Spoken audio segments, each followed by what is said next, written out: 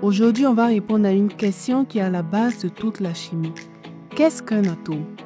Tu entends ce mot partout, en cours, dans les séries, dans les vidéos scientifiques, mais est-ce que tu sais vraiment ce qu'il représente? Allons ensemble au cœur de la matière pour tout comprendre. Regarde autour de toi. Ton stylo, ton verre d'eau, l'air que tu respires, tout est fait de matière. Et toute cette matière, quelle que soit sa forme, solide, liquide ou gazeuse, est composée de particules minuscules appelées atomes. Le mot atome vient du grec atomos, qui veut dire qu'on ne peut pas couper. À l'origine, on pensait que c'était la plus petite chose qui existe.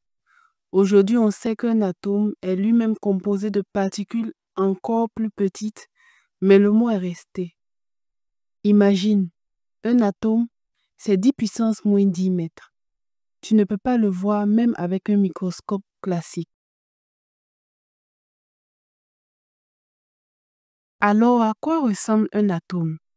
L'atome est constitué d'un noyau très petit mais très dense situé en son centre.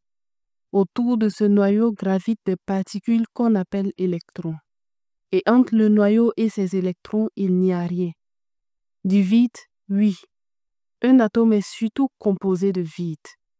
C'est ce qu'on appelle une structure lacunaire. Trois particules principales le composent, le proton, le neutron et l'électron. Le proton a une charge positive.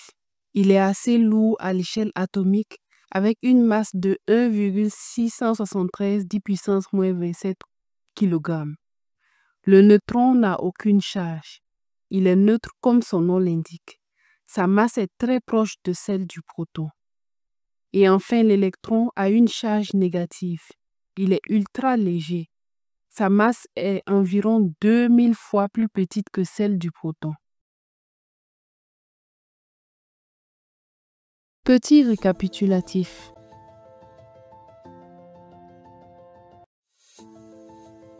Dans un atome, il y a toujours autant de protons que d'électrons.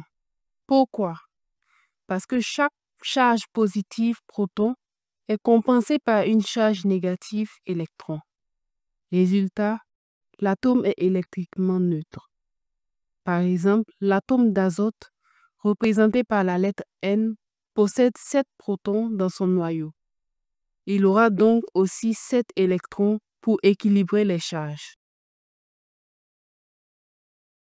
Voyons à présent comment représenter un atome. On utilise une notation pour représenter les atomes. C'est un peu comme la carte d'identité de l'atome.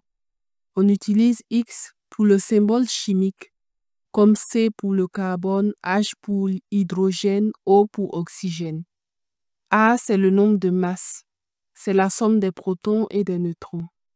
Z, c'est le numéro atomique. C'est le nombre de protons dans le noyau.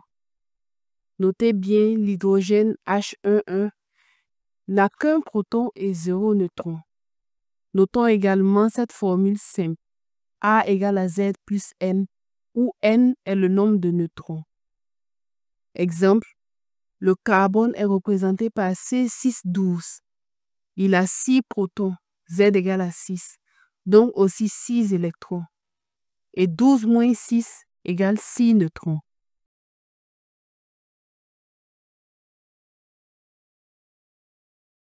Le symbole d'un atome est une lettre de l'alphabet en majuscule, tirée de la première lettre du nom. C'est le cas par exemple du carbone C, de l'hydrogène H, de l'oxygène O. Pour certains éléments, on ajoute une lettre minuscule à la première lettre du nom de l'élément. Par exemple, le chlore Cl, le calcium Ca, le fer Fe. Il existe également quelques éléments dont les symboles chimiques proviennent de leurs anciennes appellations. Voici quelques exemples.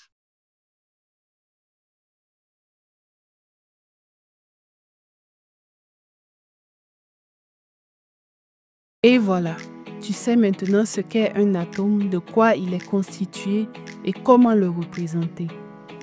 Si tu as aimé cette vidéo, pense à t'abonner à Chimexia, à liker et à partager. On se retrouve très vite pour un nouveau chapitre de chimie, expliqué simplement et de façon fun. À bientôt!